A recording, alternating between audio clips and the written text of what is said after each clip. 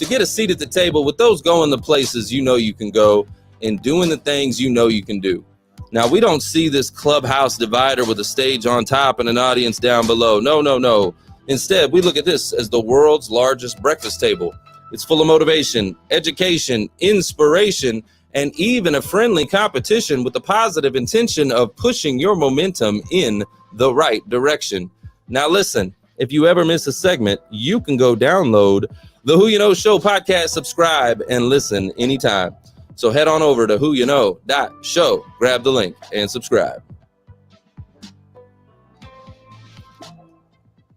Well, welcome to the Who You Know Show by Clear Path Wealth Strategies, where what you know is important, but who you know can make all the difference in your wealth, health, business, career, relationships, and in your life. I'm your host, Trevor Houston, and on this episode, we sit down with Erika Rothenberger, a seasoned corporate professional, global wellness leader, and passionate advocate for women's empowerment.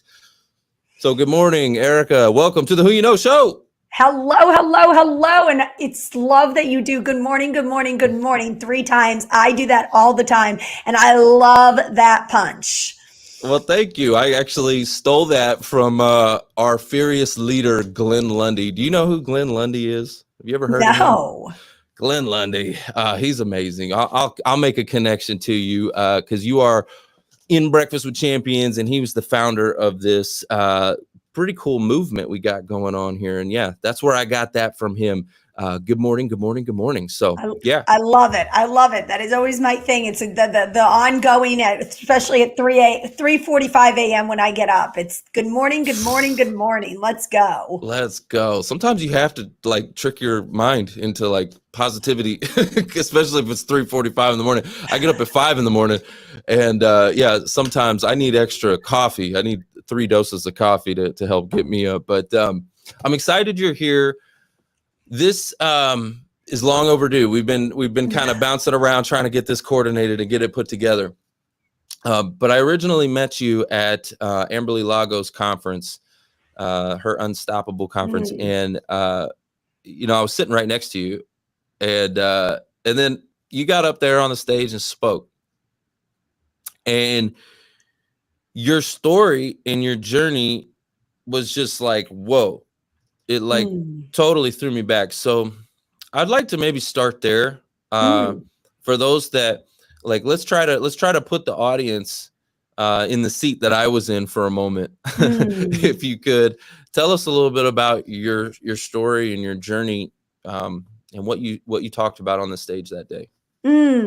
I would be honored to. And, it's really a story that has defined me, that has changed me. And what I want to remind you before I even share the story is that we all have a story. My story is no worse or no better than anyone else that's listening to this right now or listening to the recording. We all have a tapestry of stories. We all have dark places we've been to and places that we've had to uncover. And we'll unpack that probably a little bit more in this episode, I'm sure. But I rewind. It was a day like any other, Trevor. It was a day like June 16th of 2022. And I remember I got ready for work the same way I always did. My husband happened to be in Kansas City. My kids had just gotten out of school. We're with a brand new babysitter that day. Slightly overcast type of day. They headed off to the movies. I headed off to work. And I had a coffee meeting that morning, 9 a.m. That should have gone till I was supposed to be back in the office by 10 for a meeting. But I remember emailing my executive assistant at the time saying, hey, listen, can we push off the meeting till 10:15? And I always think it's like sliding doors. If you hadn't made that one step, that one change, how your life could have been a little bit different. Because that day changed my life forever. See, I drove to work. I pulled into the parking space where I had worked for over a decade at the time. I went to go take that last sip of lemon water, checked my emails, and opened my car door, gathered my belongings because, well, I always have my lunch bag and my purse in my bag. And as I turned back, there he was. A man I had never seen before. I quickly asked him, "Sir, can I help you?" Thinking he was lost or he needed something. Because why was he in my parking lot at 10 a.m. on a June day? And before the words even muttered out of my mouth, he punched me so hard in the face. He grabbed me by my hair. He threw me to that asphalt pavement. And he times, but at that point I was really not even counting. I was doing everything I could in that moment to stay alive, to be okay. And I bit, I screamed, I yelled, I tried to do everything in my power to get away from this monster because I no longer was a human to him. I felt like a rag doll. No one heard me. No one saw me. There were no cameras on the building. And as I tried with all of my might and all of my effort to crawl away, he came up from underneath me and he took that large crease of his elbow and he shoved it under my throat. And what seemed like 30 minutes was probably 3 seconds, but it seemed like the longest time of my life. And the thoughts that fluttered through my head, was this the last breath I'd have on earth? Was it the last time I would see my children? Was it the last time I would be a wife to my husband? And he squeezed as hard as he could until I passed out.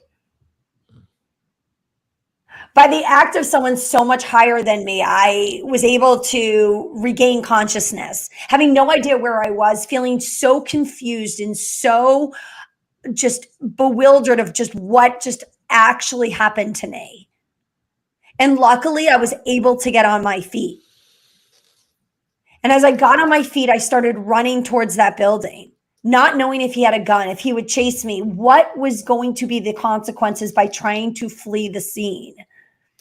He was sitting in my car trying to start it. And I ran for help, and that bloody murder scream that I gave as soon as I walked in that building. He fled by foot and started burying himself into the marshes close by, or the large grasses. And luckily, because of everything that came together, they were able to send the dogs and the drones in and recognize that he was burying himself. See, what you don't know is this man had been in prison for 12 years in New York. I had no idea who he was. He got out prematurely after hurting several prison guards. And on the night of June 15th, he came to Philadelphia and he assaulted 4 women.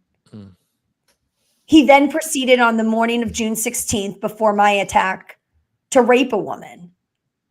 And then got back on the bus and got off at the station where I work, in a very nice area. But you see, I never thought it was going to happen to me. And so many people say to me, Trevor, I'm so sorry. And I say, I appreciate that. And that's what I would say too. But there's been so much good that has come from such a hard situation. Wow. Yeah. I remember you telling your story on the stage, and it was like, whoa. And yeah, I can't even imagine, so my question for you is, what was the journey like for you? Because I know for me, I would there's a lot of things I'm thinking I probably wouldn't trust men. There's just so much, how do you overcome that? Because I'm sure there was a lot of stuff that caused a lot of, trauma, obviously, a lot of trauma that you had to unpack and work through in order to be able to grow the way you have grown. Right? Like I'm sitting right next to you and I'm thinking, she's so nice to me. You were so nice, you were smiling, you were friendly, right? But hearing that story, I think I would be like, nope. I would be guarded, right? So walk me through that. What are some of the things that you've had to go through to heal through this? Because that's awful. Yes, such a good question, Trevor. I so appreciate you asking me that. And I want to remind, again, anyone listening to this, we all go through grief, trauma differently, right? So my solution may not work for yours, but I remember so distinctly. It was about 3 days after the event, and I was finally home from the hospital, and I had a choice. I had 4 eyes looking at me, and those are the 4 eyes of my 2 children, who at the time were 6 and 8. And I knew I had a choice to merely be a victim, to be a survivor, or just decide to thrive from this. And on June 19th, as I sat there in my gazebo in my own backyard where I always felt so safe, I remember having a giant hooded sweatshirt on in 80-degree weather because I wanted to feel safe, tears dripping down my face, hearing the giggles of my kids in my pool, and saying, Erika, you have a choice of what you're going to do with this. And it was that distinct moment I will never forget. The sweatshirt I was wearing, the feelings I had, but it was just making a decision that I was going to do all of that hard work. I was going to lean into the pain and figure it out, not only for myself, not only for my children, but for so many other people that I have and I will continue to impact with this story. And yes, it's been lots of therapy. And yes, it's been lots of healing work. And yes, I've worked a lot on mindset. But I will tell you, one of the best things that I've done is openly talking about this, going on stages, meeting people like Amberly, talking my keynote, Audacity to be Resilient, about how we need to be resilient in all aspects of our lives, how we have to have the audacity to be bold and brave and make those decisions that aren't easy. And I truly believe that audacity is what builds the muscle of resiliency. We can't buy resiliency. We can't pick it up on Amazon Prime. It is something we learn through behavior. And it becomes stronger as we flex it, as we strengthen it, and as we grow. But we need to make the decision. No one is going to save us. It is only us. Okay, I'm giving you a mic drop. Hold up. Golly, man. Okay, y'all see why I brought her here? Okay, you understand? This woman is powerful. She's strength, okay? And like you said it, decision, right? You made the decision that day when you're wearing your hoodie and all of that. Like you drew a line in the sand. And I remember going through a similar situation in my life where it's like, nope, line in the sand. I'm tired of being tired. No more stinking thinking, I'm better than this. I can do better than, like there's a line in the sand kind of a day, a decision is made and it changes you. And I knew that day, right? The way I look back at it, I could have lost my life that day. I got another chance and God was giving me another opportunity. And if I was going to waste 1 second to stay in that victim or that stage, shame on me. Yes. Yeah. You think about life and we all go through, again, like you said, we all have a story. We all go through stuff. We have setbacks. I think I heard Tim Story talk about this when he was on the show. He said, we all go through hell. But when you're going through hell, don't pitch a tent and stay. Like go through it quickly, as fast as you can. Get through it, right? Don't sit in it. And so often people want to sit in their funk and in their mess. And and that's the victim mentality side of it, where you want to, oh, woe is me and all of that. And, obviously now let's say this, there is a time for grieving. There is a time to cry. There is a time to be upset. I mean, you were a victim. You were victimized. You were a victim, right? Like, there's a time for all of that. But then you drew that line in the sand and you said, I'm making a decision to move forward. I'm not staying in hell. Right, exactly. Right. And again, that's why I reminded everyone before I shared this, is everyone's recovery process from whatever the trauma is different. So I'm not saying this is the sheet of music. It worked for me. This is my story and part of my recovery. But yours, someone else could go through the exact same scenario and it could take them 3 years to figure it out. It doesn't make it worse or better. It's just, to me, what I recognize through this is there was already so much that had happened in my past that, like I said, I was already building that resiliency muscle. So when this happened, it was all the work I was doing before this. It wasn't that I woke up and this changed me.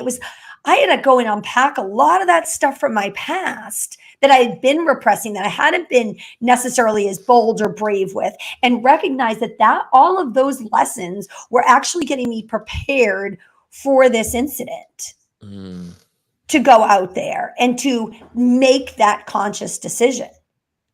And you're right, it's easier to stay sometimes stuck or woe is me or poor me. But I will tell you, I talk in my keynote about being the light. And what I've had the opportunity to do because of this has been far, far surpassed all of the pain and all of the trauma sessions and all of the therapy that I've gone through. The fact that I still go to court with him and that he's still not technically behind a statement. Wow. He has still not been he's still in a correctional facility and not even in jail with a full sentence yet, is painful. The fact that my husband has to walk into a courtroom with him sitting in that room, knowing that day as he was getting an SOS text message on his watch, knowing he had no idea what was going on, over 1,000 miles away from home, giving a business presentation, all to find out that I was being rushed to a trauma center. Knowing my kids will always be impacted by this. But teaching them that the shit will hit the fan. The stuff will happen. It's how we elect to deal with it. And when we can be the light for other people, we not only make our light brighter, but we help others through this with this story. And I hope someone who's listening today, and even if it's just one of you, may be in that dark place right now. Your light may not be that bright. And I encourage you to do everything to get that flicker started. Get that candle lit and start to do the heavy lifting. Because there's so much good that can come on the other side. You said something about, being the light and the impact with your kids. Can you talk about how they, what was their reaction? Like, you know what I mean? Like, and I know what a lesson for your children to see you come through resilient and come through strong and all of that. I'm sure that I know that's have to have impacted them in a positive way. But what was the impact in the beginning? Because I'm sure that was a trauma for them. Like, it wasn't just traumatic for you, it was traumatic for your husband, for your kids, all the people around you. So can you talk to me a little bit about that? Absolutely. And, I think it still is, right? And it was deciding how much they should really know, right? At age 6 and 8, right? Where we changed the story, slightly. Someone was trying to steal mom's car and, but they're at now 2 years later, they know more and more. They've come to a lot of my keynotes. They've seen some of the pictures. And to me, I'm able to use this as a lesson for them. I'm able to use this. And I think one of the biggest things that I've tried to teach them through this is that the world can be hard. There's not some, so nice people out there. But look at all of the good that has come from it, because there's a lot of great out there. We can't, just, trust everyone. And I think one of the biggest things was I have openly shared with them that I have forgiven the man who did this to me. And when we can forgive and let go, I think it absolutely accelerates that healing process. Because when we live in spite and we live in anger and we live with our clenched fists, we can't truly release ourselves. That's what I was going to say. Like, that's got to be such a release for you. Yeah. And me sharing that with them about forgiveness. And I said, listen, I don't believe that he shouldn't go to jail, but we don't know his past either. So let's stop judging. So what I've tried to teach them is let's stop judging by our first instinct, right? Let's not just judge the person by what they look like or what they're wearing, that we have no idea what other people are dealing with. And I always tell them when they bicker, when they get in arguments, we need to give each other grace. It is one of the best gifts we can give to other people. And I have given him my grace. That's beautiful, Erika. That's beautiful, because hurt people, right? So this man, golly, who knows what kind of crap he's been through in his life, what kind of mess he's been through to have the, just, anyways, for that to even be an option. This man must have gone through some things. And, the grace part of it, that is so huge, because none of us deserve the grace that we've received.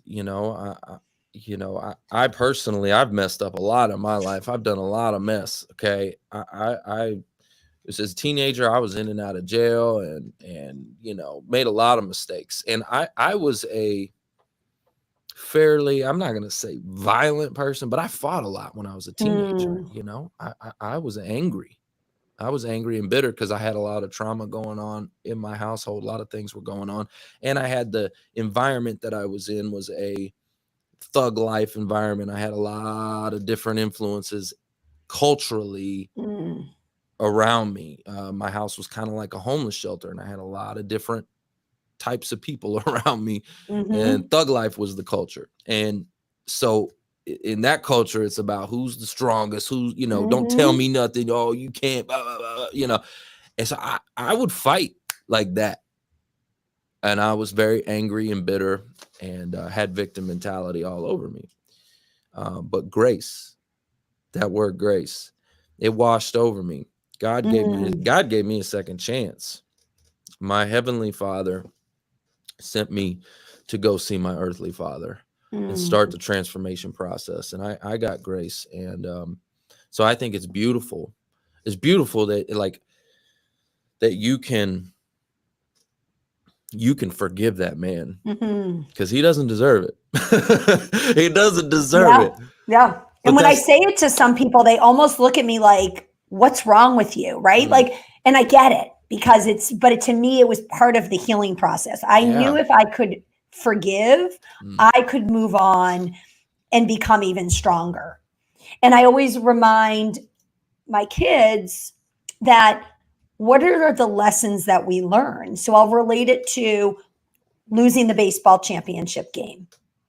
What are we going to learn from it? Right? It was hard.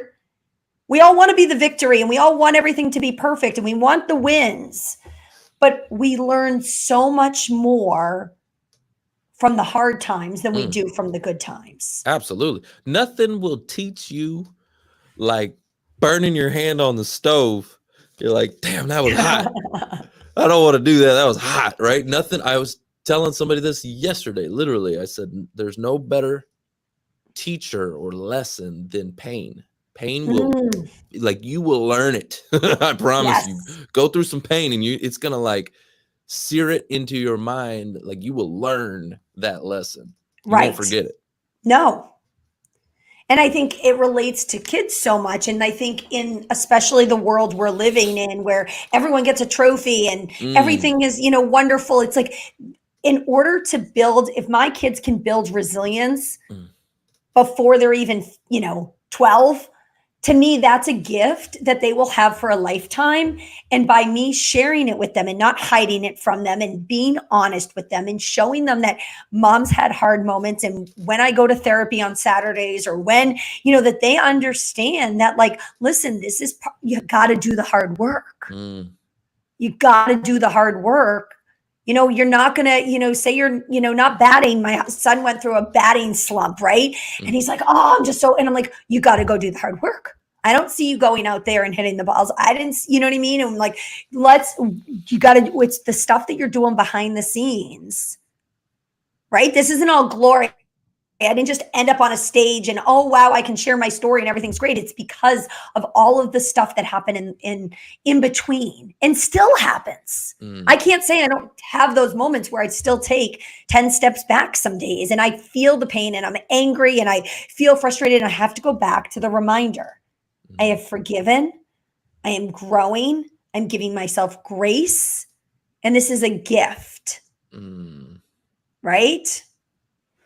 That is beautiful. I mean, it's all a perception, right? It's all a perception on how you look at it. Like you said, this is a gift. Oh my God, how beautiful that is, because you're able to now use your story and your journey to make an impact in other people's lives, right? They talk about turn your mess into your message, right? And you know what I mean? Like turn your mess into your message. And I love that you were able to do that, because you are helping people. And resilience, when you think about resilience, they've done studies in entrepreneurship and business owners and things like that. It's the number one indicator that someone's going to be successful in business, because listen, business has a way to like knock you back a few steps. Okay. And resilience is the number one thing that they say is the indicator of success. Right. Are you able to get back up? Are you able to get punched in the face and get back up? Literally. Yep. God. And I always say it, like, you didn't get the promotion. Great. What are you going to learn from it? You didn't get the new office. Okay. What are you going to learn from it? Right. You didn't get the team. You didn't get the bonus this year. Great. What are you going to use it as a lesson, right? Use it as an opportunity for growth.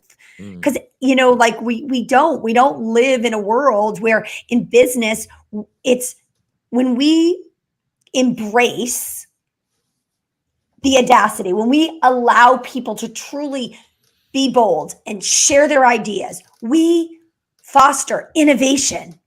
We foster growth for the company. We build a culture where it's safe, psychologically safe, for me to sit at the board table and throw an idea on the table that may not seem comfortable because it doesn't go with the status quo.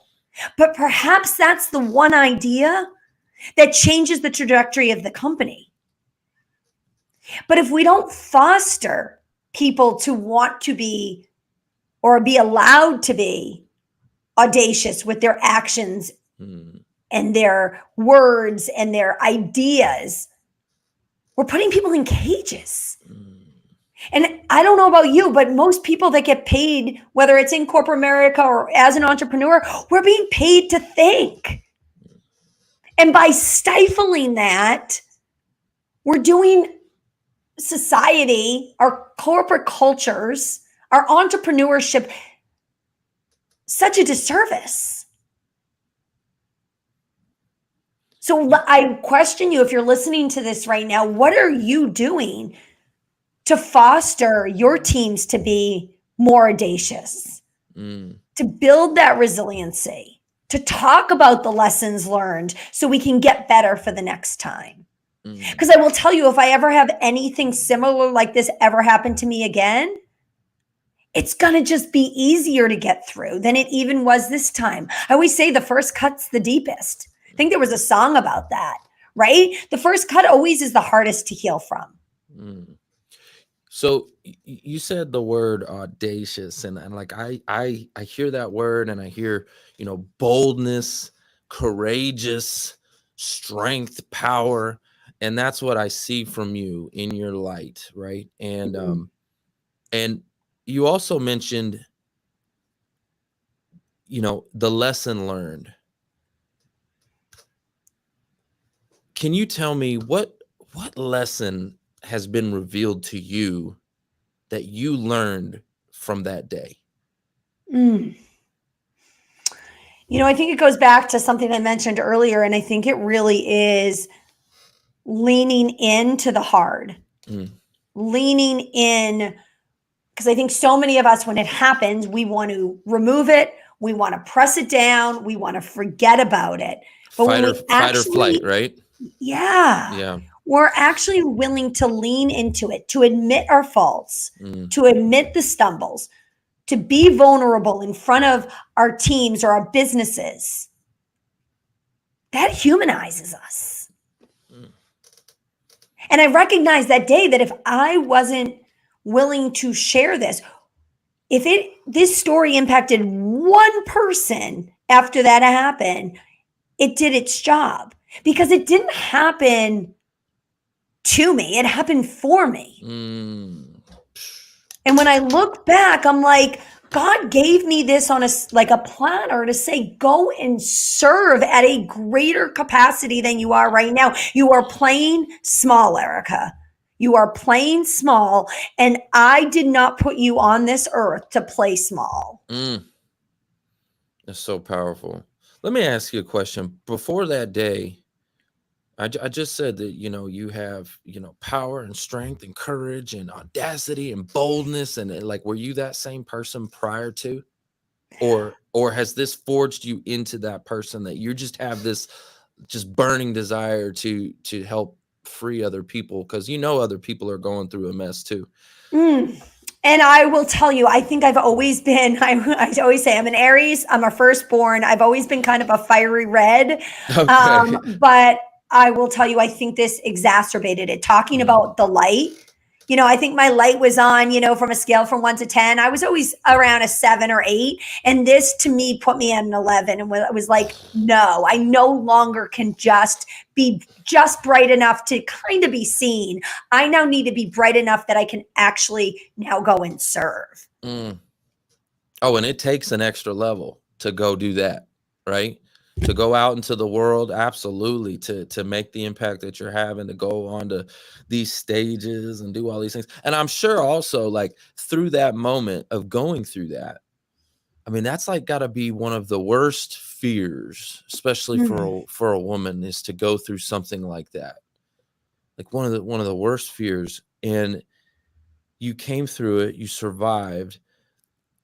I know for me personally, one of my biggest fears was actually, and it's a lot of people's, was public speaking, Mm. right? Not even on the same level of what you went through, but it was one of my deepest Yeah. fears. Like, literally, it would have me terrified. And but I remember putting myself in positions to overcome that. And I remember once I started to just do that, it literally made me feel like I could do anything. Like, I felt like Superman afterwards, even if I Mm. sucked on stage, even if I like literally bombed, because when you're new at something, you're gonna probably suck at it. So, Yes. uh, it, but even though I sucked at it in the beginning, I persevered, and I overcame the greatest fear that I had, and so I felt like strength. You know what I mean? Like, I could do anything. And Did, it's a reminder that we're all disasters before we're masters. And I mm, truly don't believe any of us ever become a master, because I think you have to constantly be working on yourself. You have to constantly be willing to, again, going back with what's that lesson, is lean into that pain. If the pain is public speaking, go and do the public speaking. mhm. Is if the pain is, you know what I mean, that you can't, run, go start walking, right? Like, just lean into whatever that pain is causing you. If it's talking to you loud enough, lean into it. It doesn't mean you have to lean into everything, right? My other keynote of The Audacity to Have It All talks exactly to that. Your all is not what the person to the right or the left of you is doing. Your all is what you want, who you want to be. And are you leaning into the right things? Because so many of us decide to lean in and we're like, well, we're going to lean in here and lean in here because this is what society's telling me to do. But ask yourself, like, am I leaning into what really gives me purpose and passion? And if the answer is like, I don't know, you have to do some evaluation. So that's a good point, because you could lean into the wrong things, right? You could go through a trauma or something in your life, and a lot of people do that. They cope with drugs and alcohol or what have you, right? And was there any of that for you? Did you go through a period of that? Was there any I mean, I personally, I know I did that when I was a teenager, and went through some drama and some trauma, and I coped. Yeah. And I think we all have coping mechanisms, right? And I think we all have ways that we like to control. And I think about just so many things in my own life. Fortunately, it's never been, drugs and alcohol, to not that, I never have drank, or, but at the same time, to me, it really was about control. And what I recognized as someone who went through trauma, I was trying to control everything in my life. And it actually was such a disservice. And some people may be like, that's so phenomenal, you're controlling everything. And it was actually, I'll rewind. In my 20s, I suffered with a really, really bad eating disorder, right? And what I recognized is the eating disorder was not about being thin or fitting into a certain size pair of pants anymore. At first, it probably started out that way. And what I recognized is everything else around me felt not, in control, right? My parents were going through a bitter divorce. I was in college. There was just a lot of things that were just circling the wrong way. And what I recognized is I was using that eating disorder to try to, if I could control myself, right, then everything else I wouldn't worry about. But it was not a good place to spend all of my energy and effort. And I'm not proud of it. I'm not ashamed of it. It just was part of my story. Sure. Well, and on that note, I want to kind of maybe dive into that a little bit, because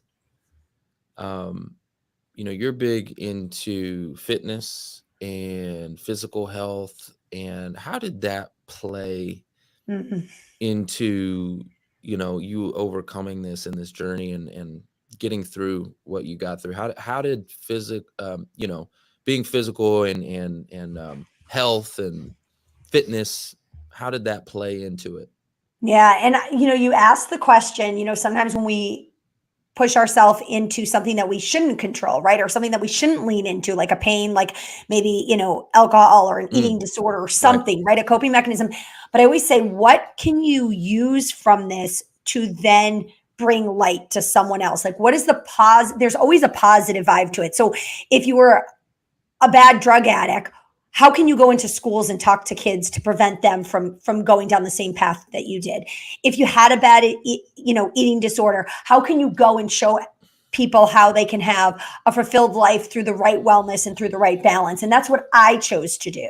I decided I was going to go be a fitness instructor and help other people feel just so good about fitness and health and wellness. I opened up my own gym. I started an international wellness business that I help people with, supplementation and mindset and all of this work, because it was like, I learned the hard way, and I'm willing to share it, saying, I don't want anyone to go down or resort to a path that's destructive. So how can you take anything bad that's happened to you and twist it and turn it into something that's so positive, just like the assault? That's so good. I tell you what, I'm at the gym a lot these days, and I think you see a lot of ex addicts and things like that, or people that have been through a lot of stuff, that are always there all the time, because it's I tell everybody this, it's a positive place to channel your energy, right? Because you got this energy, you got these things going on, and what are you going to do with it? Where are you going to put it? You can either, you could go, like for me, I could go down a negative path and get into alcohol and drugs and this, that, and the other, or I could put it in a positive place. So channeling your energy, fitness, channeling your energy into making an impact, serving, making a contribution. What can you do with your energy to make a positive impact?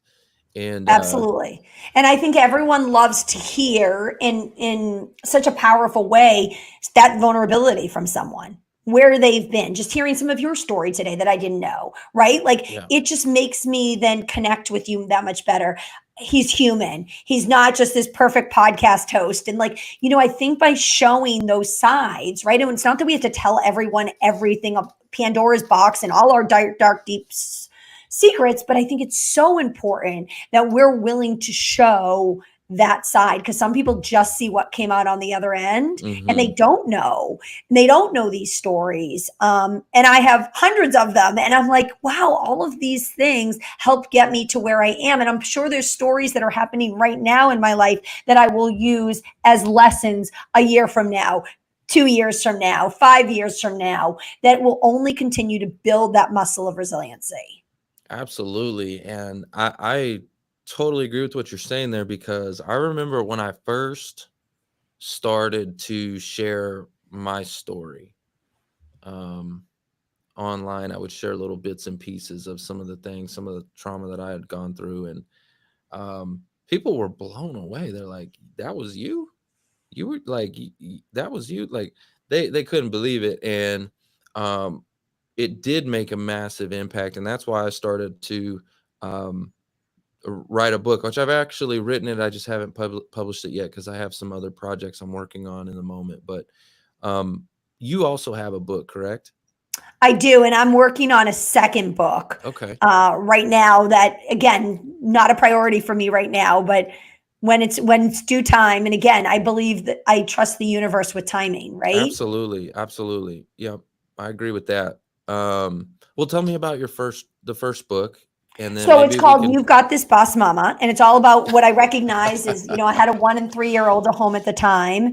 And I recognized I was working full time, but I had really lost a piece of myself. And I felt like I needed to pick between being a mom and being in corporate America and Mm, what avenue do I travel down?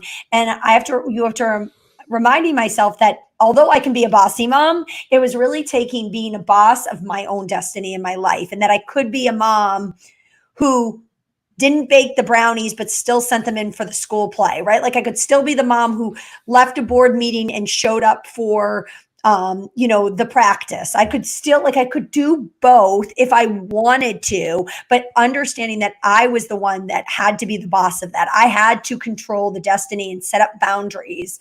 But chapter 11 was, don't let anyone dim your sparkle, right? Like, mm, don't let anyone take that away from you. And I think so often we allow that, whether it's social media, whether it's the people we're surrounding ourselves with right now, we let people take that sparkle away from us, and we let people take that magic of who we are. I mm, don't care if you have what you have or who you are, like you always have your soul, and you have to decide how you're going to show up and be that magic to someone else, and what destiny actually you want to create. mm. So that fire, that spark, that uh, what did you say? Sparkle. Okay. Um, all of that, to me, comes from a place of confidence, right? Because if you think about, like, if you don't have confidence, it dims your light, Mm-hmm. right? You think about, like, I get to see these job seekers all the time who are dealing with rejection over and over and over and over and over again, and have an extended job search that lasts a year long, and just their confidence just, and they're a different person. And then you see them, like, when they land a job finally, they're like, yeah, they're all excited, right? And you just see this different person on the other end. But, like, what are some ways that you could help someone who may be going through that to build up their confidence, because you need that confidence in order to shine, in order to be that fire that the world Yeah. needs. And I truly believe like it's work. It takes work. And, for me, that may be, I know getting up early and having time to invest in me, right? The biggest investment, if someone were to give me, $30,000 tomorrow and said, where are you going to spend it? It's investing in working on myself to make myself better on stages, to make myself better for, where I can go. So I always say, what is the inner work you're doing? It doesn't take any any dollars and cents. So it's what's the work I'm doing on myself every day to continually grow and work in that stage. And if I'm not willing to do that work every day, you can't just do it when it feels convenient. You can't wait till you're in the ditch to do that work. Ooh, that's so good. That is so good. Okay. Who said it? The life you've always wanted is in the work that you've been avoiding. I don't know who said that. I can't remember who said that, but I heard that sometime. And like the work, you got to do the work, whether you feel like it or not. And a matter of fact, the days that you don't feel like it, I remember, okay, like I'll give you an example. The days that I have like not wanted to go to church, right? Like, I'm like, I don't want to go to church. Like, and I go anyway. Those are the days that I get spoke to. Like, that's the day that, you know what I'm talking about? Amen. Or the gym, you end up having this phenomenal workout, right? And you're like, I can't believe I even thought about not going or pressing snooze. And again, it gives you that confidence because you did the thing that you were avoiding. You did it. You did the thing, you're like, oh, I don't want to do this. I don't want to do this. I don't want to do this. And you do it anyways. So I built I'll give you an example. I built, it's kind of this craze going on right now. It's kind of a fad or whatever, but the ice bath, right? So I built an ice bath at my house and I freaking hate that thing. Oh, I hate that thing. It's never fun, ever, ever, ever, ever, ever. But what I have noticed is that thing will put me in the best mood. I hate doing it. Yep. But man, it like just hits you with some kind of dopamine. Woo! I feel great afterwards, right? Yep.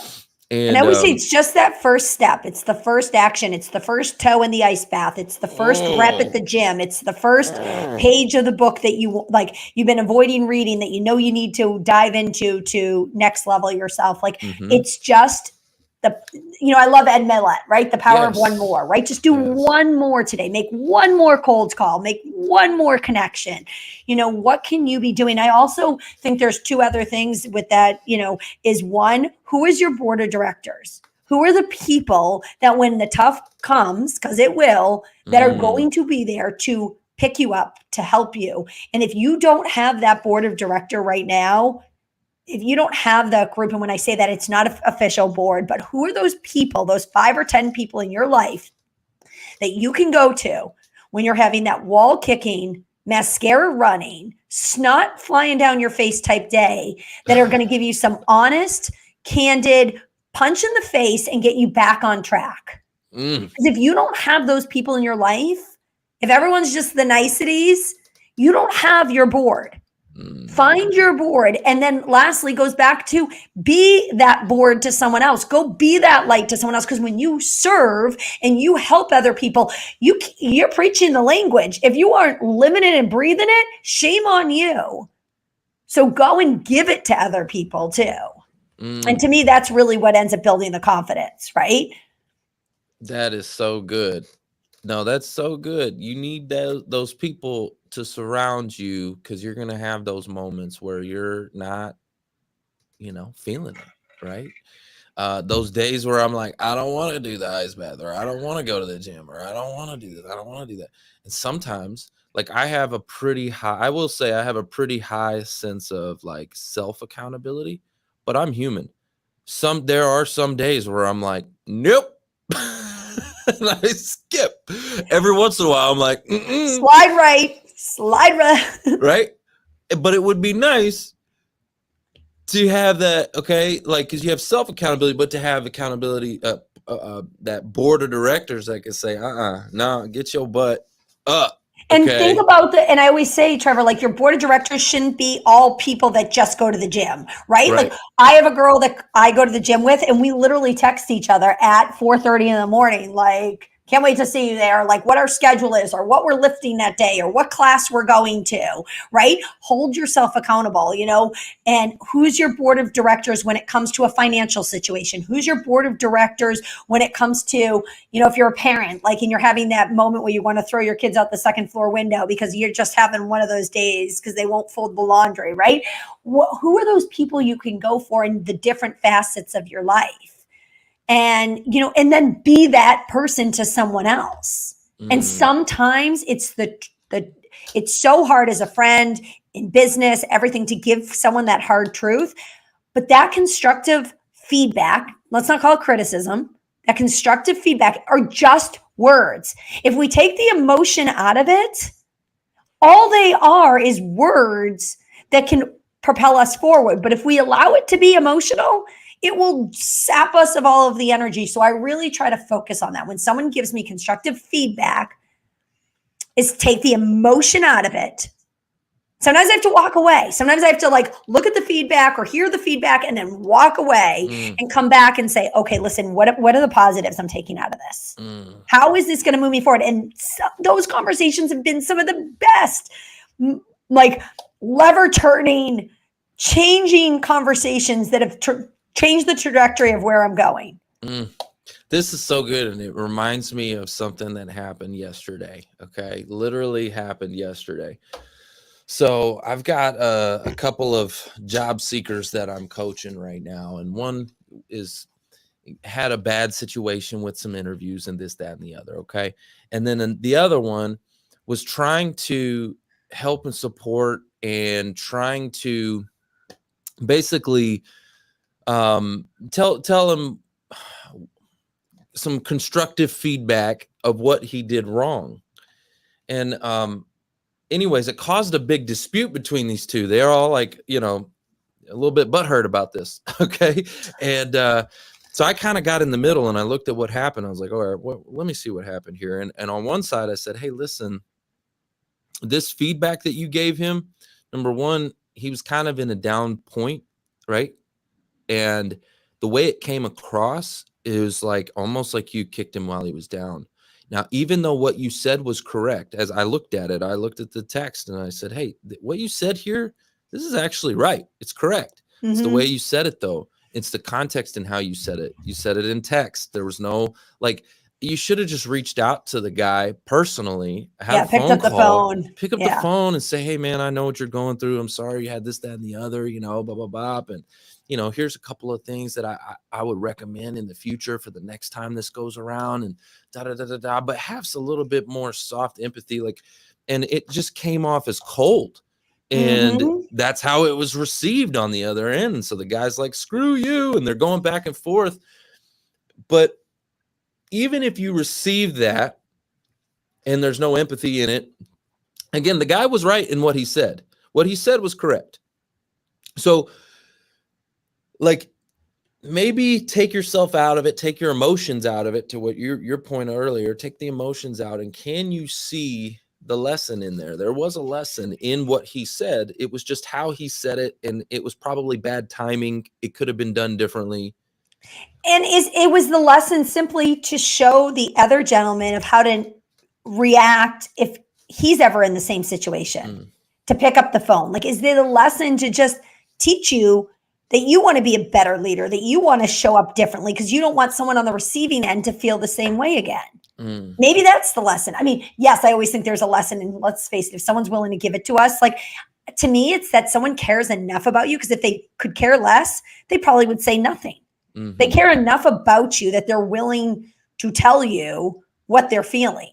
Most of the time. There's always the exception there, because I have had some haters in some ways that no matter how they said it, I'm like, that's not how they feel. Correct. There's a difference between a troll, Yes. And I, looking through this conversation, because I got to see it, it was in text, and it wasn't coming off as a troll, but it definitely could have been handled differently, and with more tact and being a little bit more sensitive to the situation, right? You just have to look at those things. And but again, what he said wasn't wrong. It was just how it was said, when it was said, where it was said. And so you got to look at those things, and communication is so important. That's what we do every single day as entrepreneurs. We're out here, we're having to communicate to the world, and you know, there's time and a place. And in this particular situation, I was just like, hey, you probably should have just picked up the phone, man. Y'all probably still be friends today, but now he's blocked you and it's gone to this next level because everyone's pissed off. And in my corporate role, I don't know, you know, I know we didn't talk anything about corporate, but in my corporate role, I have been a female in construction industry for 22 years. I'm still in a corporate role. And one of my departments is actually field leadership development training. And we just launched a course that's on conflict and communication. Conflict now, resolution. conflict isn't good or bad. It just is, but it's how we communicate that fills the gap and fills that bridge, and how important that is, you know, in all facets of our lives, and how important it is to build connections when times are good. Don't wait to build them when times are bad. I always say that. That's so good. Hold up. That's good. That's for the Who You Know show right there. I teach them job seekers that all the time. Okay. Don't wait until it's too late. Okay. When you get the axe from corporate America, you need to build your network now, right? You need to build those relationships, because listen, we all saw what happened through COVID, and, you know, a lot of these corporations, a lot of them are stock owned. Okay. And so these stock owned companies, when stocks are good, okay, when the market's doing well, what are they doing? They're hiring. Well, when the market's down, well, they're firing. Okay. They're letting everybody go. And so listen, I work for a publicly traded company, so I get it. Right. And they have changes, and they make changes depending on what's going on in the market and what's happening in the world and the economy and all these different things. And so it's like, there's really, when you work for a company like that, there's not really a lot of job security. You think there is. Oh, I got this nice corporate salary. No, you've got, you're working for a stock-owned company who's making decisions on, you know, the best interest of the shareholders, not you.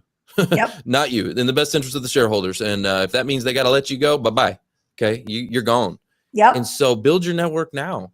Start connecting and making relationships, and don't wait. Don't just sit behind the computer and think that's anyway. So I could go on all day about that. I know we that could be a whole, maybe we should do segment 2 of the podcast this fall or something. Yeah. Relationships are everything. You know what I mean? And well, it's my third keynote. Meaningful connections is my third keynote, and why it's so important, and what we should be doing. Just like we work on our own mindset, we need to be working on connections every day. And don't wait to do it, you know, one time a month, because you'll feel like it's work. But when you're doing it every day and planting those seeds, I say, listen, find 5 new LinkedIn connections today. Get on there and leave them a voice note, right? Let them hear your voice. Show the inflection. Show who you are. Let me tell you that your traction rate with making that connection happen will be far, far higher than any other type of connection that you type, or you just put the cut and paste language in there. I love what you just said. I teach them just one step above, but what you're saying is so true. The voice makes a big difference. But I'm going to show you one last thing. Okay. This is what I teach. And it just takes an extra step. Hold on. Bear with me here. Absolutely. But if anyone doesn't know, I mean, LinkedIn, you can get in messages, and you can actually leave a voice in message. Hey, Trevor, this is Erika. I saw you have a podcast. I would love to be one of your guests. So what I do, Erika, is I will leave a little small video. There's a couple of video communication tools. There's Loom, there's BombBomb. I personally use BombBomb. But essentially, what you're talking about with the voice note, right? Yeah. I'm doing the exact same thing, except I'm literally writing your name on this little whiteboard and flashing it at the screen like this. I love it. I love it. And let me tell you, one of the nearest, what I love that you do, Trevor, is it's their name. One of the most endearing opportunities to connect with someone is using their name in a conversation. I feel seen. Absolutely. You feel seen. And that's one of the things that I think as humans, we we desire the most. We want to be accepted. We want to be seen. We want to be loved, right? I mean, it's one of the reasons why we see there's so much of this identity stuff going on right now, right? It's because people want to be accepted. They want to be loved for who they are and appreciated and seen. And so, and you made that abundantly clear when you started your show today. You recognized every name that came up, and I just want to give you kudos for that, because that's something that I, preach a lot. And like, when I talk about meaningful connections, is just, it's part of your nature. You didn't think twice about it. It's just what you do, right? But because you've built a habit, right? Yes. So it may seem weird, or like someone might be like, why is he saying everyone's names? Listen, I recognize you are on my show, and I value you for showing up today. Absolutely. Well, and I love that you said that. And this is just a quick tip for anybody out there that maybe has a podcast or anything like that. I record my show live. So we record it live, and then we will repurpose it, edit it for the podcast, right? One of the mistakes that I made in the very beginning was I would do shout outs throughout the entire episode, which I will tell you doesn't translate well when you repurpose it for the podcast, because no one really cares about shout outs when they're listening to it later, right? So what I have since done, this is just a tip for people that want to repurpose their live into a podcast. I would recommend that you do your shout outs in the beginning and have your content in the middle where it's uninterrupted content, because now it's about Erika. It's about me and Erika. It's about your story, and delivering the best content we can. And then at the end of the episode, then you can go back to your audience and give some shout outs and some love. And maybe you do a giveaway or something like that, right? And that way, when you repurpose it later for your podcast, you can chop the front and the back, and you just have a solid conversation to repurpose for your podcast. So anyways, love that. Right? It's kind of like, but I had to learn that the hard way through multiple episodes of having to edit and remove a lot of that out of the podcast. Anyways, but Erika, this has been awesome. I really, really have enjoyed this conversation. I would love at some point for us to do a follow-up episode, because this has been great. You have so much, and there's not enough time in an hour. There's really not enough time to unpack all the wisdom that you have and the strength that you have. And because I know you're helping a lot of people out there. So we just appreciate you coming on the show. Well, I'm excited for round 2. When I come into Dallas, we'll do it in person. Heck yeah. That's what we were talking about. We got to do it in person. Okay. It's so much different. Okay. It's better. It's just better. Okay. And so I love that. Yes, absolutely. 100%. You can come do my show, and Amberly's too. I'm sure you can go do hers, and it'd be amazing. Would love to see you. Absolutely. Well, this has been phenomenal. Thank you so much for having me. Absolutely. Guys, that's the show. It's all about who you know. Bye.